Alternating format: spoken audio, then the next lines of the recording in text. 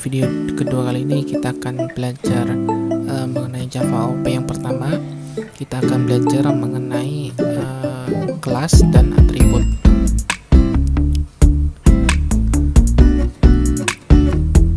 Untuk membuat suatu kelas sendiri, aturannya adalah nama kelas harus sama dengan nama file.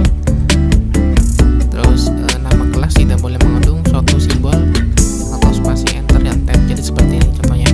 Misalkan di sini saya bikin nama kelas. Ini nama kelasnya. Nama kelasnya misalkan nama kelas ini menggunakan nama kelas. Jadi filenya juga namanya nama kelas. Misalkan di sini ada kelas mobil, nama kelas nama filenya juga harus mobil. Jadi seperti itu. Misalkan n-nya huruf gede, ya kelas name-nya mesti huruf gede mobil. Ini kita akan praktekin. Terus kurung buka kurung tutup seperti ini. Terus ini kita isi dengan atribut apa yang kita perlu di dalam kelas.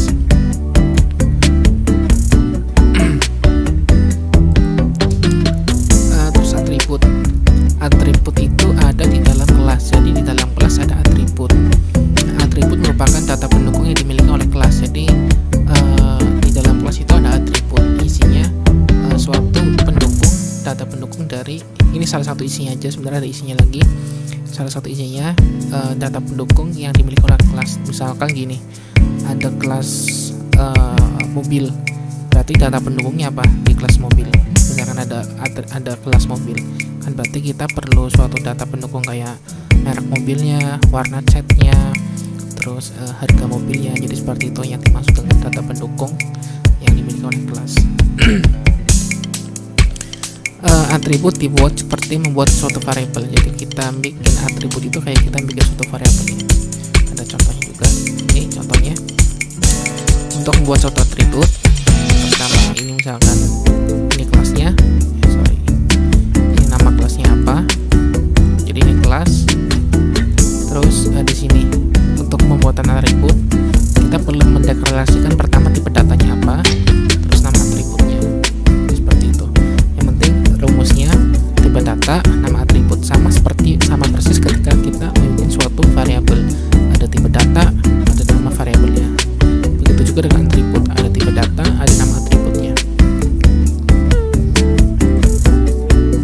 Nanti kita contoh juga. Di dalam suatu kelas dapat memiliki beberapa variabel atau atribut atau behavior atau sifat. Jadi misalkan di dalam kelas itu bukan cuma atribut aja yang dimiliki, bisa juga suatu behavior. Misalkan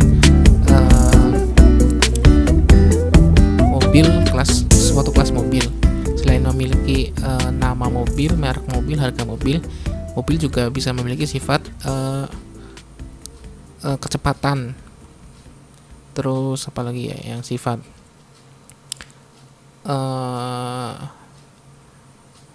lajunya berapa, terus apa lagi ya, pokoknya seperti itu. Oke, nanti kita akan contohin, namun kita akan fokus di atribut dulu. Di sini di dalam suatu atribut juga memiliki aturan. Jadi atribut ada 3, dia bisa ditulis di lokal variable. Kalau di lokal itu berarti atribut ditulis di dalam suatu metode atau konstruktor atau blok. Jadi si atribut ditulis bukan di luar metode tapi di dalam metode. Jadi luar metodenya kita nggak bisa baca atributnya. Pokoknya nanti kita akan contohin deh, teman-teman mesti tahu ini aja. Nah, ini aja dulu, dia ada lokal. Kalau lokal itu berarti di luar metode atau di luar kurung kurawal seperti ini, dia atributnya nggak bisa diakses. Nah, kalau yang kedua ada instant variable. Instant variable ini variabelnya dideklarasikan di dalam kelas. Kalau ini di dalam kelas, tapi juga di dalam suatu blok, apakah blok metode atau blok konstruktor. Jadi seperti itu.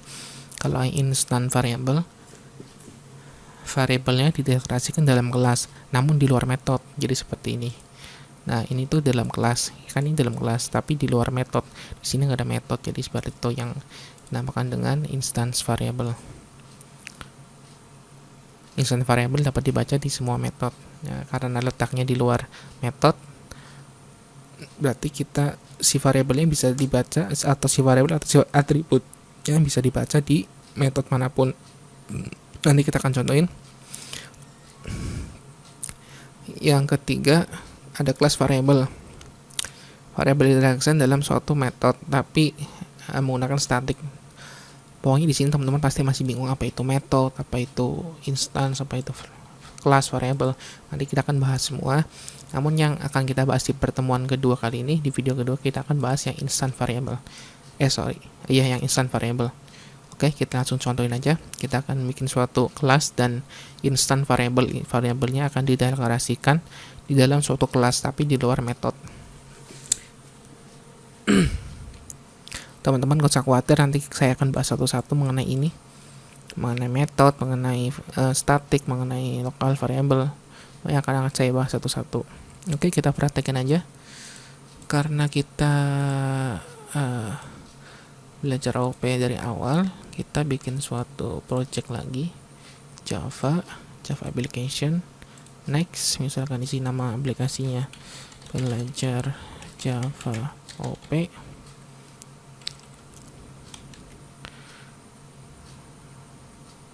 Finish saja. Nah, ini komen kita hapus aja.